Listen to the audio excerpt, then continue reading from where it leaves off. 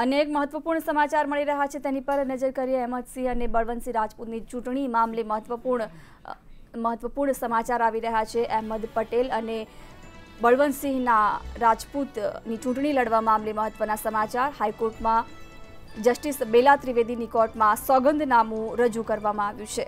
મહત્વપૂર્ણ સમાચાર। ગૃહમંત્રી પ્રદીપસિંહ જાડેજાની કોર્ટમાં જુબાની લેવામાં આવી છે।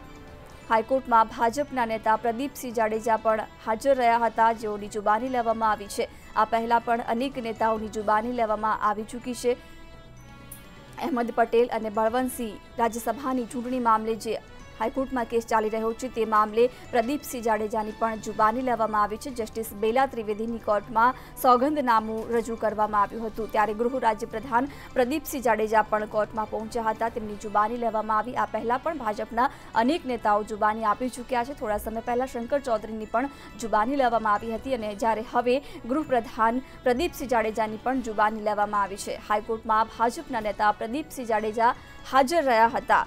અહેમદ પટેલ અને બળવંતસિંહ જે રાજ્યસભાની ચૂંટણીને મામલે જે કેસ ચાલી રહ્યો છે હાઈકોર્ટમાં, તે મામલે જુબાની લેવામાં આવી। આજે ગૃહમંત્રી પ્રદીપસિંહ જાડેજા કોર્ટમાં પહોંચ્યા હતા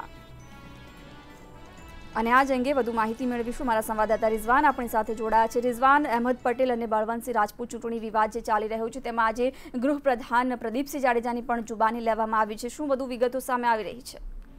ચોક્કસ વાત કરવામાં આવે તો 2:30 વાગ્યાની આસપાસ કેસની સુનાવણી હાથ ધરવામાં આવી રહી છે। હાલ પ્રદીપસિંહ જાડેજા છે કોર્ટની અંદર હાજર છે અને અહેમદ પટેલના વકીલ તરફથી પ્રદીપસિંહ જાડેજાને કેટલાક મહત્વના સવાલો પૂછવામાં આવી રહ્યા છે। એ સવાલોની અંદર એવું છે કે તેઓ કાયદાકીય તેમની નોલેજ ચેક કરી રહ્યા છે કે પ્રદીપસિંહ જાડેજા ગૃહમંત્રી છે તો તેઓ કાયદાકીય નોલેજ કેટલું ધરાવે છે, સાથે જ રાજ્યસભાની બેઠકો કેટલી હોય છે, લોકસભાની બેઠકો કેટલી હોય છે અને ખાસ કરીને રાજ્યસભા અને લોકસભાની અંદરથી જ્યારે બિલ પસાર થતું હોય છે ત્યારે કાયદાકીય પ્રવૃત્તિઓ કેવી હોય છે, તમામ પ્રવૃત્તિઓનું એક નોલેજ ચેક કરવા માટે અહેમદ પટેલના વકીલ તરફથી સવાલો પૂછવામાં આવી રહ્યા છે। સાથે જ કહી શકાય કે જે કેસને રિલેટેડ જે સવાલો છે તે સવાલો પણ હવે ધીરે ધીરે પૂછવાનું શરૂ થશે। એટલે કે કહી શકાય કે પ્રદીપસિંહ જાડેજા તરફથી શું જવાબ રજૂ કરવામાં આવે છે અને કેસને લગતા જવાબોને કહી શકાય કે તેમના મહત્વનો કેટલો જવાબ હશે તે હવે જોવાનું રહ્યું। જી બિલકુલ રિઝવાન, આભાર સમગ્ર માહિતી આપવા બદલ। તો અહેમદ પટેલ અને બળવંતસિંહ જે રાજ્યસભાનો જે ચૂંટણી મામલો હતો તેનો કેસ હાઈકોર્ટમાં ચાલી રહ્યો છે, અત્યાર સુધી અલગ અલગ નેતાઓની